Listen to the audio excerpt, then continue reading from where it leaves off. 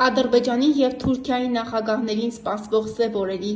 ապրիլի 13-ից 21-ը հնարավոր սահմանային էսկալացիայի վտանգը չեզոքացնելու բանաձևի, Հայաստանի Հանրապետության ղեկավարի քարտեզում տեղ գտած վայրիվերումների,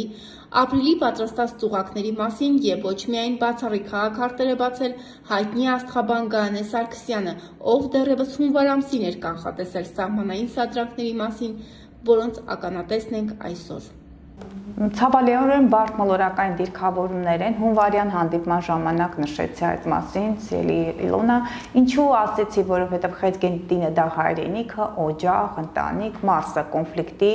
կռվի, պայքարի մոլորակը գտնում է Խեցգետնում եւ այն պարբերաբար նրանք, ովքեր թույլ հոգեվիճակ ունեն, ովքեր գինով ցած են, ալկոհոլ են օգտագործել, նրանց հույզերը անկառավարելի են լինելու եւ պետք է ուշադիր լինեն նրանք, ովքեր ծնվել են Խոյ, Խեցգետին, Կշեռք եւ Այծեղջուր եւ նրանց ում քարտեզներում տվյալ դաշտերը լրացված են մոլորակներով եւ ամենակարևորը իդեմս Մարսի։ Եթե Մարսը եղավ Խոյում եւ Խեցգետնում, այն անպայման սահմանային լարումներ կհրահրի։ Խեցգետինը մեր հայաստանյան քարտեզում մեր սահմաններն են, 10-րդ տունն է, երկու քարտեզներում է հենց այդ հատվածն է։ Եթե նույնիսկ մենք հաշվի չառնենք քարտեզները, ես արդեն այդ ստատիստիկան ես հաշվի եմ առել, ուսումնասիրություններ եմ կատարել, պարբերականություն գոյություն ունի, երբ մոլորակները գտնվում են Խոյում կամ Խեցգետնում, մեր թշնամիները հարձակում են գործում։ Սադրանք կարող է լինել, դիվերսիա կարող է լինել, բայց Մարսը, ասեմ հարգելի Իլոնա, այն Խոյում չէ, այն այդքան կատաղած եւ ուժեղ չէ։ Մարսը Խեցգետնում ավելի թույլ վիճակում է, որտեղ Մարսը Այծեղջուրում խանդավառնում է, էներգիայով լի, այսպես ցասումով լի, Խեցգետնում այն adekvat կարող է իրեն պահել։ Հնարավոր է, որ այդ սահմանային լարումները հրահրվում են հենց այդպիսի վիճակում գտնվող այդ զինվորական գերատեսչությունների, սահմանապահների կողմից, բայց իրավիճակը բարդ է։ Այսպիսի մի բան, որ Ալիևի քարտեզը մանրամասն ուսումնասիրության եմ ենթարկել, նրա հունվարին այդ նրա կյանքի հետ կատարված հունվարի 5-ին 6-ին Մարսը առյուծից անցավ Խեցգետին, իսկ նրա լուսինը գտնում է Խեցգետին եւ առյուծ այդ սահմանագծին տեղի ունեցավ հունվարյան միջադեպը, այնտեղ ավիաբթար իր անձի հետ կապված խնդիրներ կան, նմանատիպ բարդ դիրքավորում ես տեսնում եմ ապրիլի 18-ի մոտակայքում, երբ Մարսը մտնի կրկին առյուծի կենդանակերպ եւ այդ օրերը ապրիլի 13-ին, 21-ին, 18-ին արդեն Մարսը մտնում է, բայց լուսինը 13-ին եւ 21-ին, 13, 14 գտնվելու է Կշեռքում, 21-ին նա Այծեղջուրի կենդանակերպում բարդ դիրքեր, Մարս լուսին այդ բարդ դիրքավորումը, Այծեղջուրը դա պետությունն է, պետականությունն է, սահմաններն են, այդ ժամանակահատվածում կարող է լինել եւ անցած անգամ 2020 թվականին, երբ նա հրահրեց պատերազմ, այդ արհավիրք, ես արհավիրք եմ համարում, դա պատերազմ չէր, այդ ժամանակահատվածում կրկին Ալիևի համար բարդ մոլորակային դիրքեր էր եւ նա Սատուրնի երկրորդ գալուստն էր նրա քարտեզ, երկու անգամ Սատուրնը արդեն պտույտ էր կատարել նրա քարտեզում եւ նա այդ հզոր էներգիան կարծես ուղղեց դեպի այդ արցախյան դաշտ, այդ տարածաշրջան։ Այդ ժամանակահատվածում բարդ է նրա համար, ես կարծում եմ, որ նրա աստղաբանները եւ քանի որ նրա մոտ աստղաբաններ են աշխատում, նրան կտեղեկացնեն, որ իր քարտեզը գտնում է բացառիկ բարդ դիրքավորումների այդ թիրախում եւ նաեւ երբ արդեն Նեպտունը անցել է, Նեպտունը ձկներից անցել է Խոյ, մայիսի 25-ին Սատուրնն էր կանցնի Խոյի կենդանակերպ, ասեմ, որ նրա համար բարդ դիրքավորումներ կան, քանի որ նա Այծեղջուր է կենդանակերպով, մոլորակները խմբելու են Խոյի կենդանակերպում։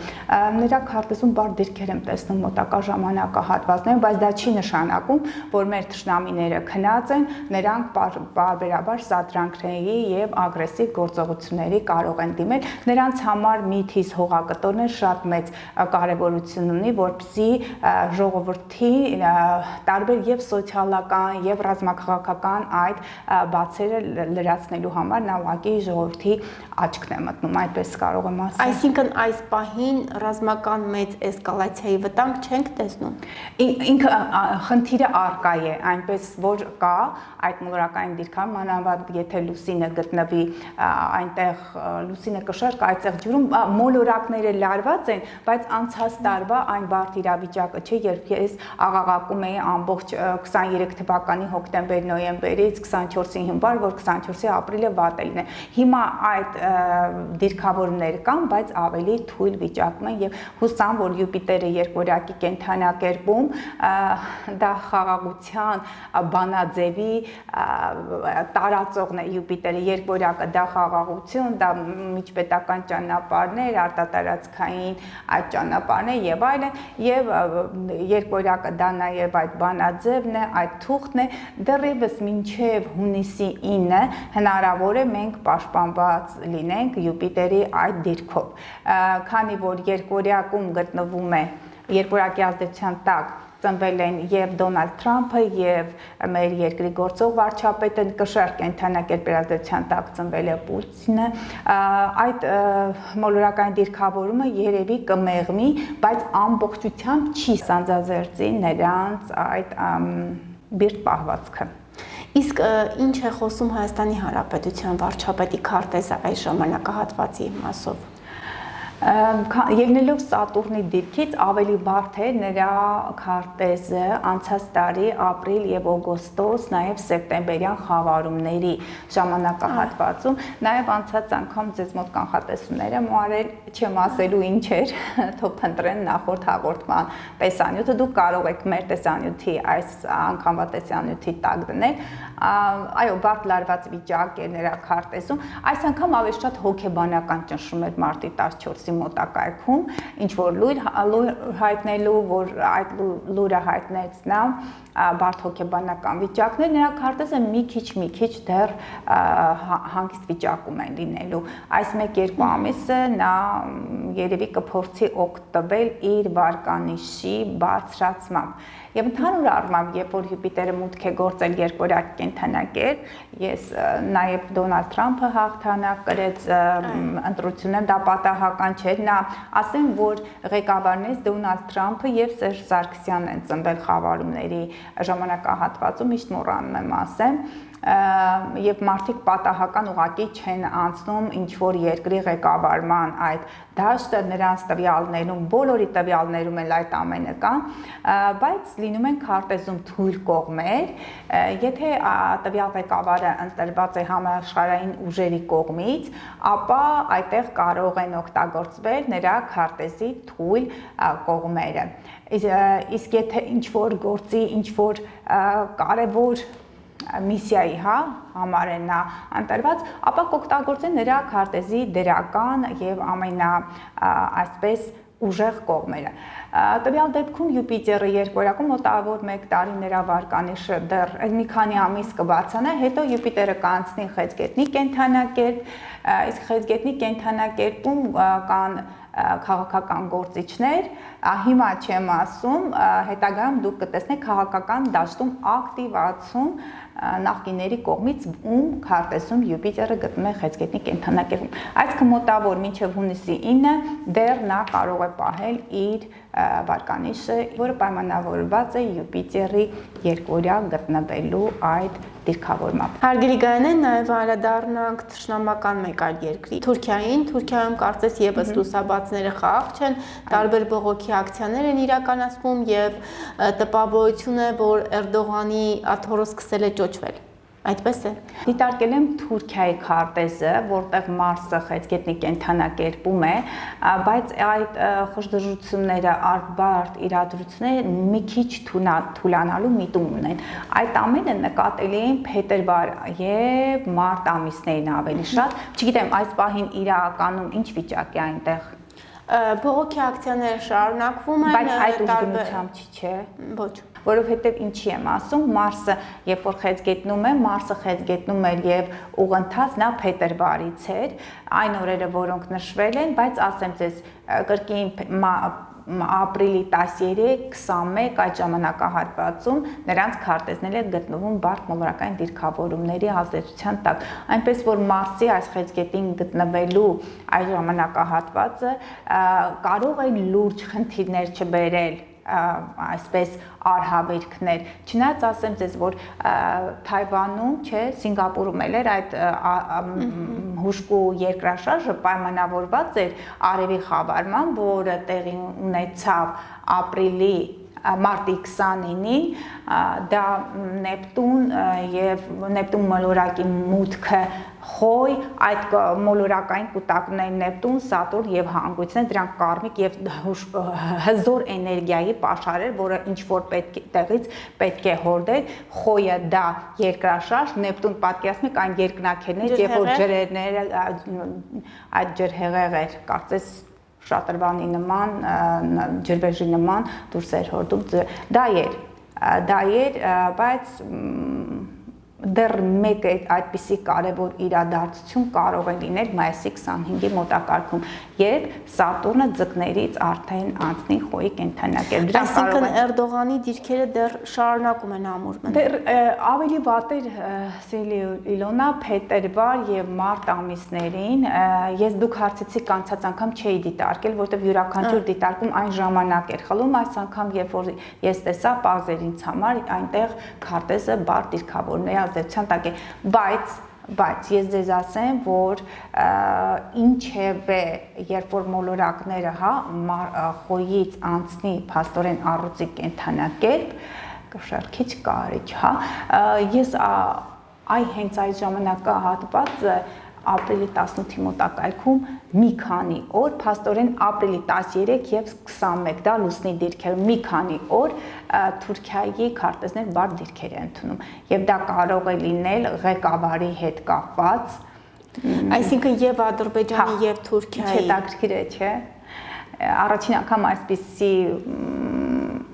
մեկնաբանությունը, ուսումնասիրությունը այս արդյունքներն էին տվել, որտեղ մոլորակները միշտ նույն դիրքերով չեն լինում, նրանք պարբերաբար փոփոխվում են, իրենց պարբերականություն ունեն եւ ինչն է հետաքրքիր, որ հենց Ադրբեջանի եւ Թուրքիայի հարաբերություններն էլ այդքան բարենպաստ վիճակում չեն։ Դա կախված է նրանց